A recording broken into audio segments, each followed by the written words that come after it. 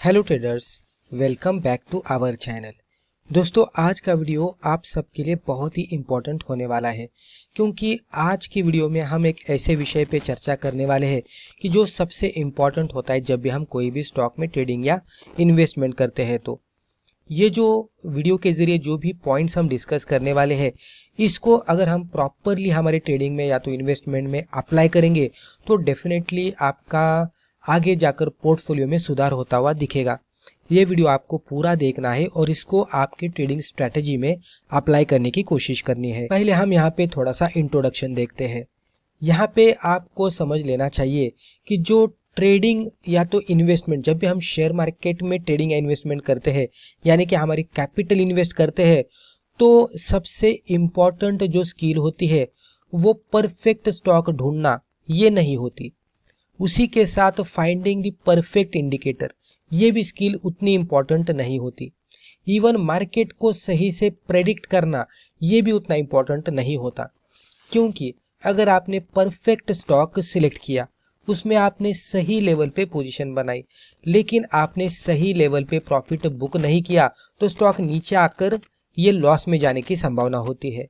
अगर आपने too early profit book किया, यानी कि यहाँ पे पोजीशन बनाई और यहाँ पे आपने प्रॉफिट बुक किया और स्टॉक यहाँ तक चला गया, राइट, तो यहाँ पे हमने प्रॉफिट तो बुक किया लेकिन बहुत ही कम प्रॉफिट बुक किया। यहाँ पे स्टॉक की पोटेंशियल इतनी थी, राइट।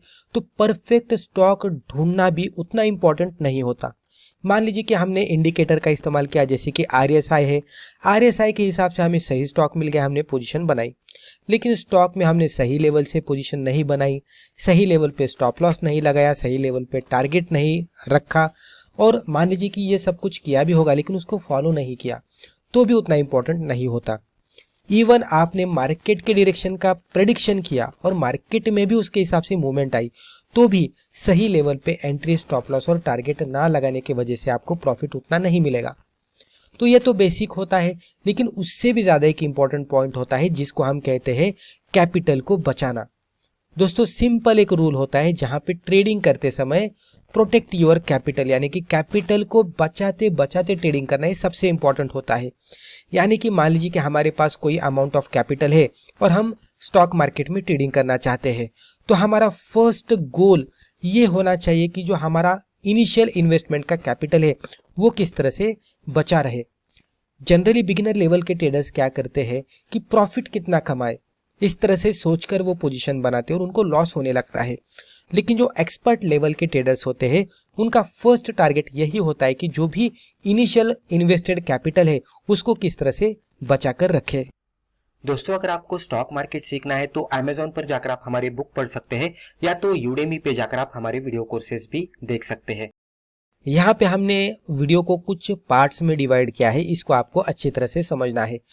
पार्ट फर्स्ट में हम ये देखने की कोशिश करेंगे कि जो बिगिनर लेवल के जो ट्रेडर्स होते हैं, तो वो जनरली क्या मिस्टेक्स करते हुए दिखते हैं जो कि आपको अवॉइड करनी है ट्रेडिंग करते समय। इमेजिन करते हैं कि हमारे पास 1 लाख की कैपिटल है। अभी इस तरह से कंसिडर करते हैं कि हमने एक बहुत ही बढ़िया सा स्टॉक सिलेक्ट किया है और हमें वहां पे लग रहा है कि ये स्टॉक डेफिनेटली अच्छा खासा ऊपर जाने वाला है। हमें पूरी तरह से वो स्टॉक में कॉन्फिडेंस है, हम पूरी तरह से कॉन्फिडेंट है कि हमें लग रहा है कि ये स्टॉक आगे जाकर 10%, 15% की इमीडिएट बेसिस पे मूव देगा। दोस्तों, मार्केट में ट्रेडिंग करते समय ये समझना चाहिए कि मार्केट कभी भी, कोई भी स्टॉक रहेगा, कोई भी स्ट्रैटेजी रहेगी, 100% एक्यूरेसी के साथ वर्कआउट नहीं होती। लेकिन बिगिनर लेवल के लोगों को जनरली ये लगता है कि हमने अभी स्टॉक सिलेक्ट किया है तो डेफिनेटली ये ऊपर जाएगा, और वो 1 लाख में से 80,000 इवन 90,000 कैपिटल वो स्टॉक में लगा देते हैं। उससे क्या होता है कि अगर स्टॉक सही जाता है तो प्रॉफिट तो अच्छा मिलेगा, लेकिन जैसे कि मैंने कहा कि मार्केट में कोई भी स्ट्रैटेजी 100% एक्यूरेसी के साथ वर्कआउट नहीं होती।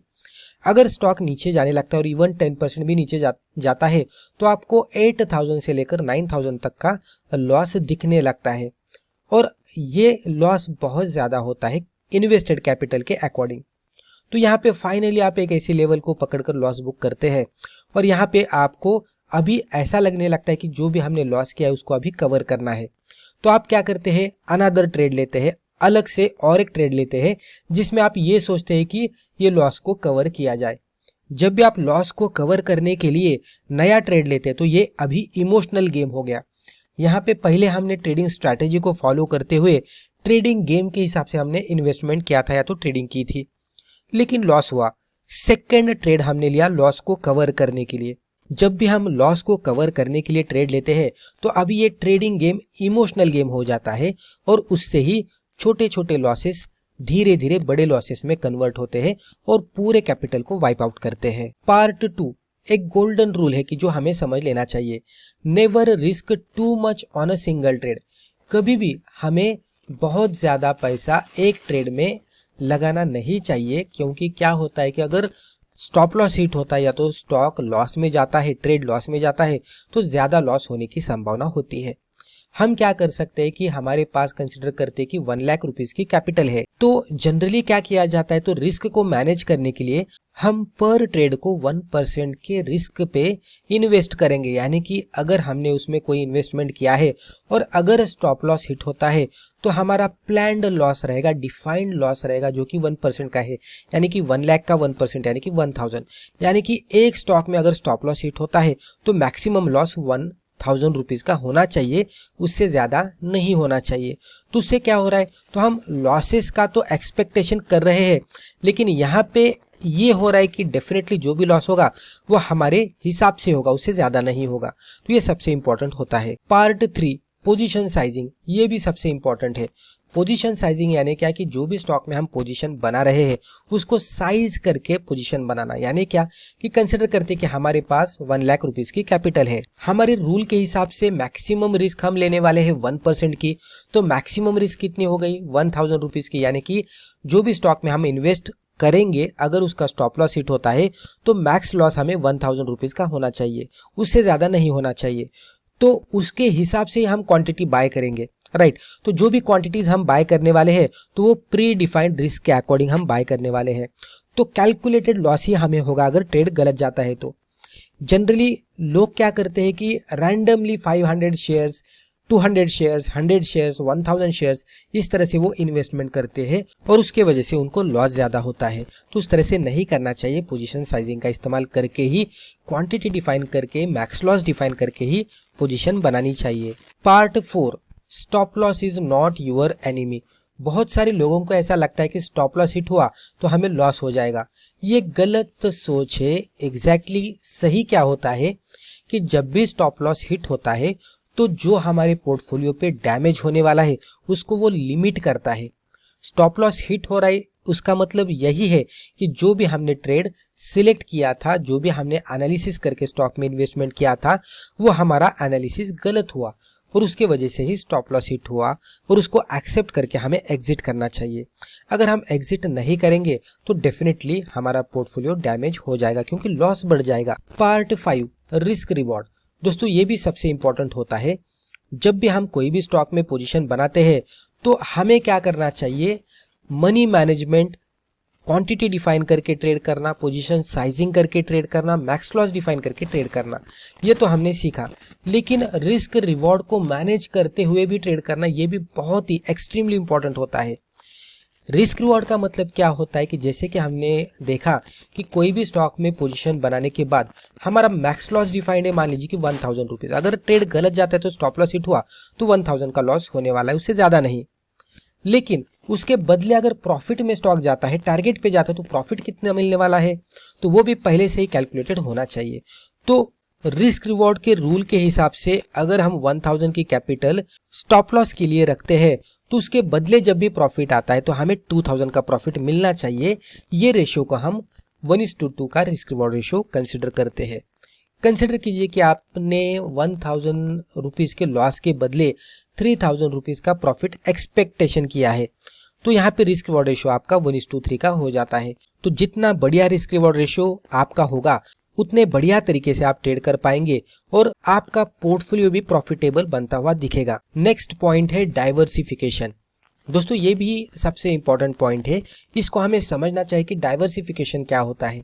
डाइवर्सिफिकेशन यानी जो भी हमारे पास कैपिटल है उसको एक स्टॉक में ना इन्वेस्ट करते हुए हम मल्टीपल स्टॉक्स में इन्वेस्ट करेंगे। इसमें भी कुछ रूल्स होते हैं। तो don't put all amount in single stock. हमारे पास 1 लाख रुपीज की कैपिटल है तो एक स्टॉक में उसे इन्वेस्ट नहीं करना चाहिए।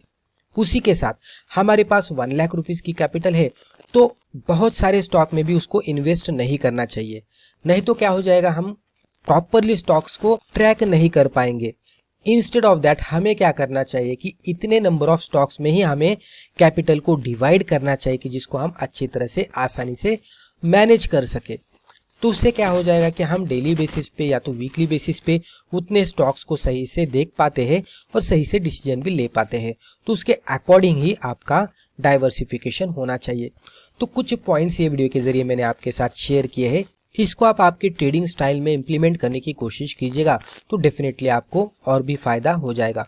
तो दोस्तों मुझे लगता है कि वीडियो के जरिए जो भी हमने डिस्कस किया आपको इससे जरूर फायदा हुआ होगा। वीडियो अगर फायदेमंद लगा तो वीडियो को लाइक जरूर कीजिएगा और इसी तरह की वीडियोस आगे जाकर भी देखने के लिए हमारे चैनल को सब्सक्राइब करके बेल आइकन को भी क्लिक कीजिएगा। धन्यवाद।